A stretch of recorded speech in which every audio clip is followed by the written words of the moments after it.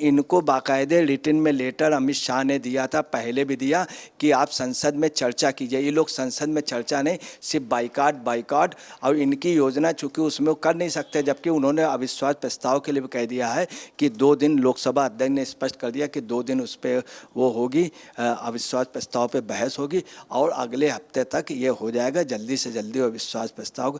ये इनका योजनाबद्ध तरीके से नाटक था। संसद वो चलाना चाहते, उन्होंने रिटन में इन लोगों को दिया चर्चा के लिए, परंतु ये लोग खुद मणिपुर में चर्चा नहीं करना चाह रहे हैं। ये सिर्फ प्रोपोगंडा करना है, एक योजनाबद्ध तरीके से प्रोपोगंडा, चूँकि इनके पास कोई मैटर नहीं। लाल डायरी में सैकड़ों हजारों करोड़ रुपए का घपला है।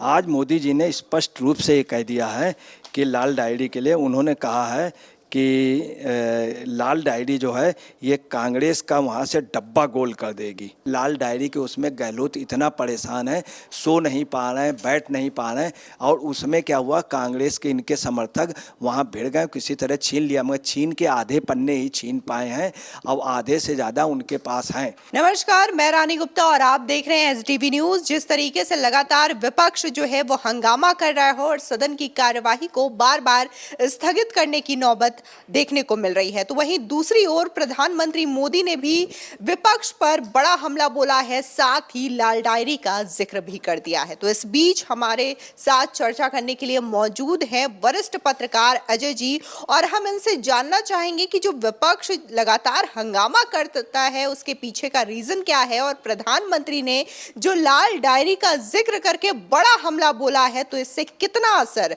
विपक्षी दल पर पड़ने वाला है। लगातार हंगामा करें जिसके बाद सदन की कार्यवाही को स्थगित करना पड़ा, तो वहीं दूसरी ओर पीयूष गोयल ने भी बड़ा हमला बोल दिया है। उनका कहना है कि काला काम और काले कपड़े नहीं सहने वाला हिंदुस्तान। साथ ही उन्होंने जो राघव चड्ढा वाला वाकया हुआ था, कौवे के काटने वाला, उसका भी जिक्र किया। तो क्या कहेंगे इस पे आप?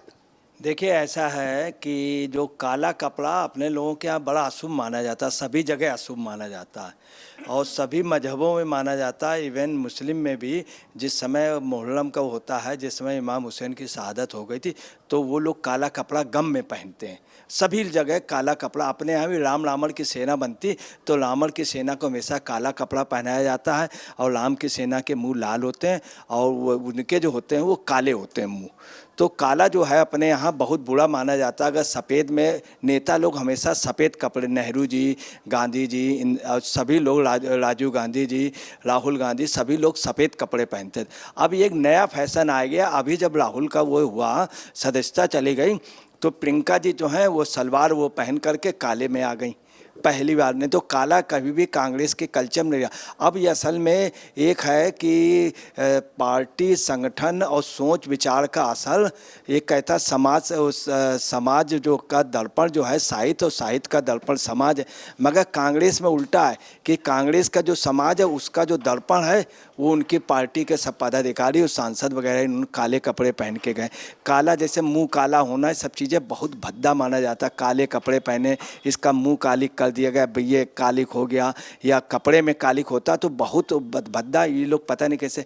एक गाना भी है, काले हुआ तो क्या हुआ दिल वाले हैं। यहाँ ये भी नहीं, ये दिल वाले भी नहीं रह गए, इनको हर जगह से सत्ता से बाहर कर दिया। अच्छा, राघव चड्ढा ने तो ये कहा है कि मणिपुर में जिस तरीके के हालात हैं और प्रधानमंत्री मोदी इस पर चर्चा करने के लिए सदन में नहीं आ रहे हैं, इस वजह से हमने विरोध दर्ज कराने के लिए आज काले कपड़े पहने हैं। देखिए, राघव चड्ढा कपड़े पहनने में कई चीज़ों में बहुत अच्छे खूबसूरत माने जाते थे, परंतु काला कपड़ा पहन करके थोड़ा सा, आपको बहुत छोटी सी बात आ रहे हैं कि देवानंद जब काले कपड़े पहन के निकलते उस ज़माने में, तो बॉम्बे में एक बार प्रतिबंध लगा दिया गया था। ये सच बात है। और काले कपड़े का बड़ा वो होता था, जिस समय जवाहरलाल नेहरू थे, उस समय जवाहरलाल नेहरू के समय में एक सांसद काले कपड़े पहन के आए थे, तो उसका उनका विरोध हुआ था। काला कपड़ा मतलब अपने यहाँ बहुत बड़ा अपशकुन माना जाता है, किसी भी उसमें नहीं होता। एक शनि महाराज होते हैं, तो जब वो आते हैं तो आदमी को देखते नहीं, खोपड़ी नीचे किए रहते हैं, उनको लोग देखते नहीं, दूर से पैसे दे देते, कुछ 2-4 रुपया जो है काला तिल रहा या काला जो कुछ घर का रहा तेल वो सब उसको दे देते, उधर देखते नहीं। तो काला बड़ा अशुभ माना जाता। ये पहले से अठेन करना, इसको अठेन कहते हैं, अशुभ। सबसे जो मेन बात है वो ये है कि इनको बाकायदे रिटन में लेटर अमित शाह ने दिया था, पहले भी दिया, कि आप संसद में चर्चा कीजिए। ये लोग संसद में चर्चा नहीं, सिर्फ बाइकाट रिकॉर्ड और इनकी योजना चूँकि उसमें वो कर नहीं सकते, जबकि उन्होंने अविश्वास प्रस्ताव के लिए भी कह दिया है कि 2 दिन, लोकसभा अध्यक्ष ने स्पष्ट कर दिया कि 2 दिन उस पर वो होगी, अविश्वास प्रस्ताव पे बहस होगी और अगले हफ्ते तक ये हो जाएगा, जल्दी से जल्दी अविश्वास प्रस्ताव। ये इनका योजनाबद्ध तरीके से नाटक था। संसद वो चलाना चाहते, उन्होंने रिटिन में इन लोगों को दिया चर्चा के लिए, परंतु ये लोग खुद मणिपुर में चर्चा नहीं करना चाह रहे हैं। ये सिर्फ प्रोपोगंडा कर रहे हैं, एक योजनाबद्ध तरीके से प्रोपोगंडा, चूँकि इनके पास कोई मैटर नहीं। चूँकि अगर ये मणिपुर में चर्चा करते हैं तो कितनी बुरी पोजीशन है राजस्थान में, कितनी बुरी पोजीशन बंगाल में, कितनी बुरी पोजीशन बिहार में। बिहार में अल्पसंख्यक सीधे गोली से मारा जा रहा, बेवजह सिर्फ प्रदर्शन कर रहा था। बंगाल में महिलाओं को देखे कितनी बुरी स्थिति है। ये जानना है कि अगर चर्चा हुई तो और जगह महिलाएं की चर्चा होगी। और मायावती ने भी बहुत स्पष्ट कर दिया है कि ऐसा नहीं है कि और जगह भी महिलाओं से बड़ी बुरी हालत है, राजस्थान में और झारखंड में, छत्तीसगढ़ में, बंगाल में, बिहार में। मायावती ने स्पष्ट कर दिया। इसलिए लोग चर्चा नहीं चाहते, सिर्फ प्रोपोगंडा चाहते हैं। अच्छा, अधीर रंजन चौधरी ने भी अविश्वास प्रस्ताव को लेकर के बड़ी बात कही है। उन्होंने खुद मान लिया है कि अविश्वास प्रस्ताव से सरकार नहीं गिरने वाली है। इस पे क्या कहेंगे? देखिए, अधीर रंजन चौधरी समझदार लीडर हैं, उन्होंने हर चीज़ को माना। उन्होंने स्पष्ट कहा है कि सरकार, और उन्होंने ये भी मान लिया कि गिरना तो दूर रहा कि हम बहुत कम हैं, ये उन्होंने मान लिया। और वास्तव में ये पोजीशन है कि कांग्रेस 125, 30, 35 से ज़्यादा नहीं जाएगी। और जो भाजपा है उनका जो गठबंधन है वो 325 से ऊपर जाएगा। इसमें वो लोग सब स्वीकार। दूसरी, अधीर रंजन ने इसके पहले भी बोल दिया था, जब ये हुआ, जब इन सब का एकता भया, तो उन्होंने स्पष्ट कह दिया था कि टीएमसी से एकता करना कांग्रेस का बहुत बड़ा नुकसान होगा। कांग्रेस के तो अधीर रंजन बहुत स्पष्ट बोलते हैं, मगर क्या करें, जब होता क्या है, कभी कभी कुछ शासक या कुछ राजा ऐसे होते हैं कि लड़ जाओ, युद्ध में आगे कर देते हैं तो लोग मारे जाते हैं। लोग तो वही पोजीशन ये है कि चूँकि वही उनकी सेना का सिपाही है, वो जान रहा है कि आदेश गलत है, हम कमज़ोर हैं सब। अब ऊपर से जो आदेश हैं तो उनका मतलब एक प्रकार से वो होनी है, कुर्बानी होनी है, और वो सब वो किए जाएंगे। तो उसकी मजबूरी है कि आगे वो कह भी रहा है कि भैया नहीं, हम लोग हार जाएंगे, मगर इन लोगों को अपने जो करना है तो उसने सच जो है कह दिया। अच्छा, लाल डायरी का जिक्र भी आज प्रधानमंत्री मोदी के द्वारा किया गया। एक तरफ विपक्ष जो है लगातार हंगामा कर रहा है, तो वहीं दूसरी ओर प्रधानमंत्री मोदी ने भी बड़ा निशाना साध दिया है और उनका कहना है कि लाल डायरी के जो पन्ने हैं एक एक करके खुलेंगे तो कई सारे कांग्रेस के नेता इस पर निपट जाएंगे। इस पे क्या कहेंगे? देखिए, उनका साफ कहना है, आपको पता है लाल डायरी में सैकड़ों हजारों करोड़ रुपए का घपला है। आज मोदी जी ने स्पष्ट रूप से ये कह दिया है कि लाल डायरी के लिए उन्होंने कहा है कि लाल डायरी जो है ये कांग्रेस का वहाँ से डब्बा गोल कर देगी। ये मोदी जी ने स्पष्ट कहा। दूसरा, उन्होंने कहा कि यह लाल डायरी पूरे कांग्रेस का डब्बा ही गोल नहीं करेगी, बल्कि कांग्रेस को ख़त्म कर देगी और कांग्रेस सबसे ज़्यादा गहलोत साहब का बिल्कुल अस्तित्व ख़त्म हो जाएगा। इनका वही तरीका है जो हमेशा देश के दुश्मनों ने बनाया है। ये मोदी जी ने आज स्पष्ट कहा कि जो देश के दुश्मनों ने पहले भी अपने आप को ये छिपाते थे, इसी बहाने छिपाते थे, अब ये खुल करके आ रहा। दूसरी, आपको बता रहे हैं लाल डायरी में क्या है, गहलोत जी के बेटे का नाम है कई जगह, और गहलोत जी का जो सबसे खास है जो मैनेज करता है उसके नाम है, उसके ऊपर कई सौ करोड़ रुपए। दूसरे, जब इनका वो अल्पमत में सरकार आ गई थी, इनके कुछ एमएलए हो गए थे, तो सरकार को वो कराने में किस एमएलए को कैसे किया, कैसे अरेंज किया, बीच में इन्होंने और कुछ राज्यों में सपोर्ट किया, जैसे कर्नाटक में, वहाँ पे उन सबके अमाउंट लिखे। तो इन लोगों ने ये संतुलन खो दिए। आज गहलोत इसी कारण नहीं गए, लाल डायरी के उसमें गहलोत इतना परेशान है, सो नहीं पा रहे हैं, बैठ नहीं पा रहे हैं, और उसमें क्या हुआ, कांग्रेस के इनके समर्थक वहाँ भिड़ गए, किसी तरह छीन लिया, मगर छीन के आधे पन्ने ही छीन पाए हैं, अब आधे से ज़्यादा उनके पास हैं। जो वहाँ के एमएलसी हैं उनको इन लोगों ने भी है। उससे आपको बता रहे हैं लाल डायरी से इतने। आज उन्होंने एक बात और मोदी जी ने वहाँ कह दी कि देखिए इन लोगों ने क्या किया, INDIA जो है उसके लिए कहा। बड़ी अफसोस की बात यह है कि AIDMK को हम लोग AIDMK कहते हैं, ADM को नहीं कहते, DMK को DMK कहते, डमक नहीं कहते। मगर इन लोगों ने क्या किया कि INDIA का मुझे कोशिश कर रहे हैं कि इंडिया नाम ले आए। इतना बड़ा नाम लिया है जानबूझ करके ताकि लोग पूरा करना पाए, इंडिया कर लें।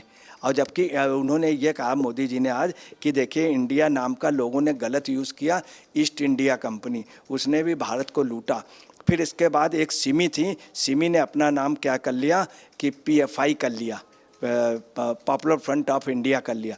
ऐसे तमाम संगठन हैं, मुजाहिदीन ने क्या किया अपना नाम बाद में इंडिया कर लिया। ऐसे तमाम संगठन हैं जिन्होंने लास्ट में नाम इंडिया और इन लोगों ने लूट के किया। इन सब की सरदार जो निकली वो कांग्रेस निकली और इन्होंने ही कांग्रेस ने ही प्रपोज कराया।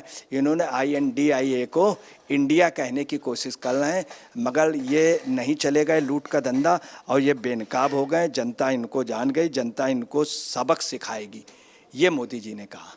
अच्छा, लेकिन अशोक गहलोत तो कह रहे हैं कि लाल डायरी बस कोरी कल्पना मात्र है, लेकिन आप तो कह रहे हैं कि लाल डायरी में भ्रष्टाचार का पूरा लेखा जोखा है। देखिए ठीक है, अगर वो कह रहे हैं लाल डायरी कल्पना मात्र है, चलिए हम मानते हैं, मगर लाल डायरी में जो नाम है उनके लड़के का, जो अमाउंट्स है, जो चीज़ वो दी गई है, जिस समय वो अल्पमत में सरकार हुए थे, जब पायलट विद्रोह कर रहे थे, उस समय सबके अमाउंट दिए, ये लाल डायरी के बताए गए। मगर उस समय जो आवाज़ उठी थी वही आप समझ ले, वही अमाउंट, वही चीज़, वही कहाँ पे दिए गए, वो सब चीज़ें लाल डायरी पे उसने खुद, जो पूर्व मंत्री था उसने खुद बताया। अब आपको बता रहे हैं उसमें एक बात तो बिल्कुल ही सबको मालूम है कि इस गहलोत जी के उसमें छापा पड़ा था, तो उनका रुपया कैश रखा था और काफ़ी कुछ उसमें बरामद हुआ था सामान। तो फर्स्ट फ्लोर में इन्होंने उस MLA मंत्री को भेजा था, तो फर्स्ट फ्लोर में उनके गहलोत जी के 2 कर्मचारी नीचे गिरफ्तार हो गए थे। वो 9वें फ्लोर में चढ़ गए थे और जा करके वहाँ से लाल डायरी ले आए थे, लाल डायरी ले आए थे। उसके बाद गहलोत ने खुद कहा था कि ये व्यक्ति इतना अच्छा है, इतना बढ़िया है कि मैं इसका बहुत एहसानमंद हूँ और इसको तो बॉलीवुड में होना चाहिए। ये खुद गहलोत उसको मानने लगे थे और अपने बेटे से ज़्यादा मानते, उन्होंने खुद कहा। और वो ऊपर जा करके उस लाल डायरी को ले आए थे, तो गहलोत साहब बहुत खुश हुए थे। बाकायदे छापा पड़ा था, काफ़ी नोट बरामद हुआ था, इस सब लोगों को मालूम है। उस समय भी बात चली थी कि मेन चीज़ एक गायब हो गई, इनका कोई आदमी ऊपर पहुंचने में लाने पे रहा। उस समय के इंटेलिजेंस ने बोला था, उस समय बोला था, और 2 लोग अरेस्ट भी। वो भी बात ये कह रहा जो पुष्टि करता है कि लाल डायरी का और इसका था, ये लाल डायरी रखे थे। इनसे उन गहलोत साहब ने पूछा भी कि आपकी लाल डायरी कहाँ, तो उन्होंने ये बता दिया कि मैंने सोचा कि कहीं आगे कुछ बात ना हो जाए, बीच में हो जाए, तो मैंने उसको जला दी, जला करके डिस्ट्रॉय कर दिया। तो बोले ये काम तुमने बहुत अच्छा किया, ये गहलोत साहब ने। और गहलोत साहब ने एक मीटिंग में भी कहा था कि हमारे बेटे से ज़्यादा इसका एहसान, हालांकि उन्होंने इसका वो जिक्र नहीं किया था। तो लाल डायरी वाली बात सही है। अच्छा, अगर नहीं सही तो बाकी जो पन्ने हैं वो तो आप देख लीजिए, वो गवाह हैं इनके एक एक चीज़ के, बाई डेट गवाह हैं।